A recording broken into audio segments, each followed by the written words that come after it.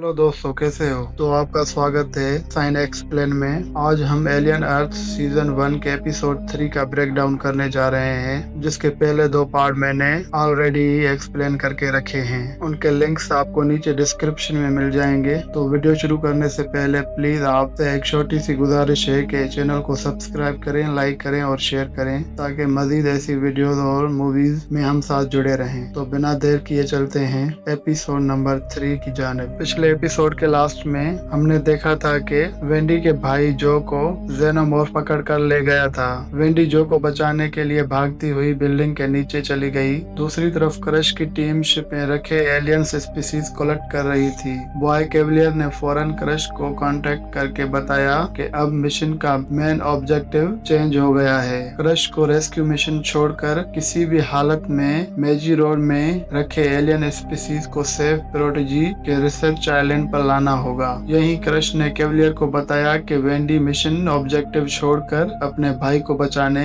चली गई है। ये सुनकर केवलियर गुस्सा हो गया, क्योंकि वेंडी और बाकी हाइवर्स पर नजर रखना क्रश की जिम्मेदारी थी। दैम सिल्विया और उसका पार्टनर आर्थर को केवलियर का ये नया ऑब्जेक्शन बिल्कुल पसंद नहीं आया। बस कुछ ही दिनों में हाइवर्स को दुनिया के सामने लॉन्च करना था, और अब अचानक केवलियर का इंटरेस्ट हाइवर्स से शिफ्ट होकर एलियंस पर चला गया। लेकिन केवलियर कहते हैं कि मेज रोड में रखे एलियंस ट्रिलियंस डॉलर असेट की तरह हैं। हाइवर्स की पहली प्रॉब्लम उसने ऑलरेडी सॉल्व कर ली थी। शायद ये नए एलियन स्पीसीज इमॉर्टैलिटी या बायो वेपन्स का नया रेवोल्यूशन लाएंगे। वेंडी ढूंढते नीचे चली गई। वहाँ जेनोमॉर्फ ने जो को एक ट्रेलर में चिपका कर रखा था। जो ने वेंडी को चिल्लाकर वार्निंग दी कि अंदर मत आना, ये एक जाल है। लेकिन वार्निंग के बावजूद वेंडी अपने भाई को बचाने ट्रक के अंदर चली गई। जो को छुड़ाने के कुछ देर बाद ही जेनोमॉर्फ आ गया, लेकिन लगता था उसका कुछ और प्लान था। मतलब वेंडी को मारने के लिए इतनी मेहनत क्यों?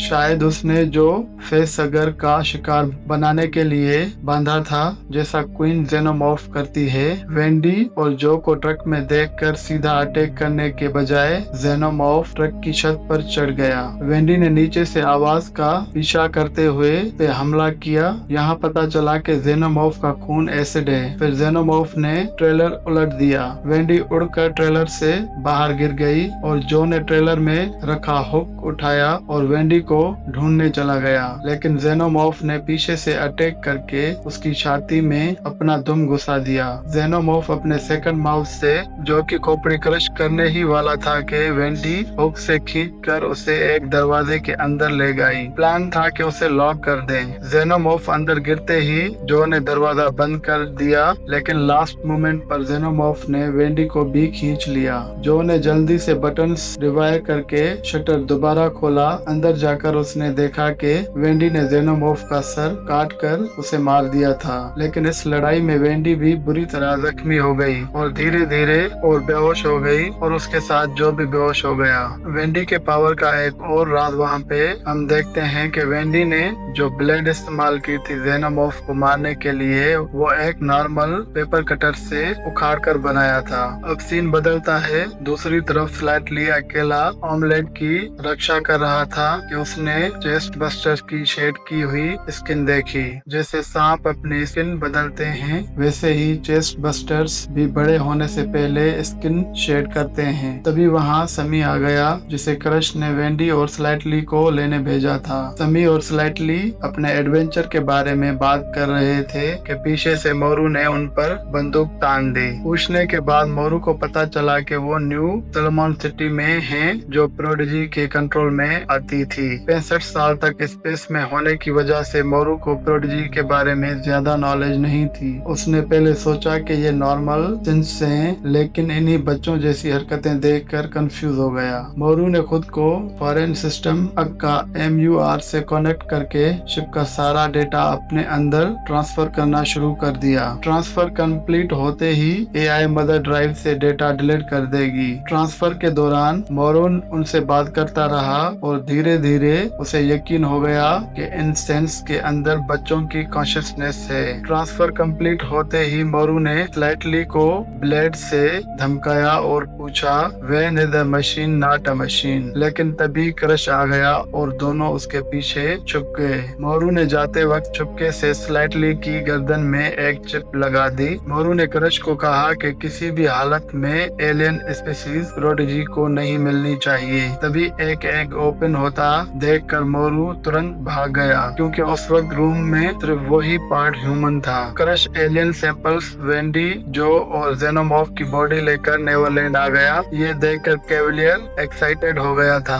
वो लैब में जाने लगा, लेकिन क्रश ने वार्निंग दी कि ये एग्स ह्यूमन होस्ट देखते ही अटैक कर देते हैं। क्रश ने शिप के डेटा से जेनोमॉर्फ का लाइफ साइकिल देख लिया था। वार्निंग सुनकर कैवलियर लैब से निकल गया। अब लैब में सिर्फ सेंस और हाइबर्ड ही रिसर्च करेंगे। कैवलियर दूर से देखेगा। एडम स्लाइटली और समी से पूछता है कि मोरू ने जाते वक्त क्या कहा। स्लाइटली ने बताया, when is a machine not a machine. दूसरी तरफ मोरू न्यू सैल्मन सिटी में फोन चुरा कर यूटानी को कॉल करता है। फोन पर एक अननोन लड़की की आवाज आती है, जो असल में यूटानी की पोती थी। 65 साल पहले उसकी दादी ने मोरू को डीप रिसर्च मिशन पर भेजा था। मोरू ने यूटानी को बताया कि अनफॉर्चुनेटली शिप के सारे एलियन स्पीशीज अब बॉय कैवलियर के पास हैं। यूटानी चाहती थी कि मोरू हेडक्वार्टर्स आए, लेकिन मोरू ने मना कर दिया और कहा कि ये स्पीशीज उसका लाइफ वर्क है, बिना लिए वापस नहीं आएगा। नेवरलैंड पर कर्ली हाइबर्ड कैवलियर से मिलने आई। उसने पूछा, वेंडी में ऐसा क्या है जो वो उसकी फेवरेट हाइबर्ड है। कैवलियर ने बताया कि वेंडी पहली हाइबर्ड है, इसलिए कनेक्शन अलग है। कर्ली का मानना था कि वो सबसे इंटेलिजेंट है और वेंडी को अपने भाई के अलावा किसी चीज में इंटरेस्ट नहीं। कैवलियर कर्ली की एथिज्म देखकर इम्प्रेस हो गया।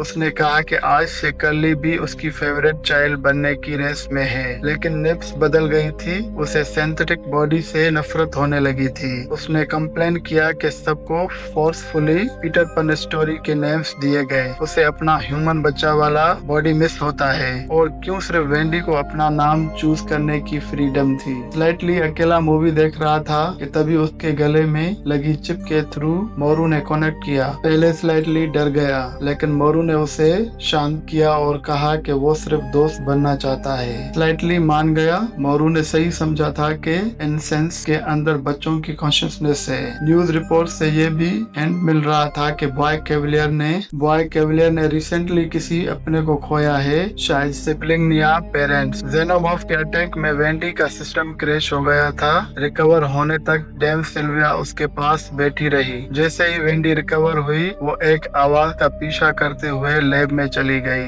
लैब के अंदर क्रश, कर्ली और टूडलेस एलियन एग पर रिसर्च कर रहे थे। दूसरे रूम में जो की सर्जरी चल रही थी। सर्जन्स ने उसका एक लंग निकाल कर कंटेनर में रखा। क्रश ने एग से फेस सगर निकाला और उसे शॉक देकर डिसेबल कर दिया। जैसे जैसे एक्सपेरिमेंट आगे बढ़ रहा था, वेंडी के कानों में एलियन की चीख इंटेंस होती जा रही थी। क्रश ने फेस सगर से पैरासाइट निकालकर एक ट्यूब में डाला। एलियन की चीख सुनकर वेंडी बेहोश हो गई। पैरासाइट को उसने जो के लंग में इंजेक्ट कर दिया। मतलब लैब के कंट्रोल एनवायरनमेंट में वो जेनोमॉर्फ बनाने जा रहे थे। और यहाँ एपिसोड 3 खत्म होता है। अगर आपको वीडियो पसंद आया तो प्लीज लाइक, शेयर और सब्सक्राइब करें। मैंने ऐसे और भी वीडियोस बनाए हैं, जिनकी लिंक्स डिस्क्रिप्शन बॉक्स में मिल जाएगी। Thank you very much for watching and I am hoping to see you in my next one.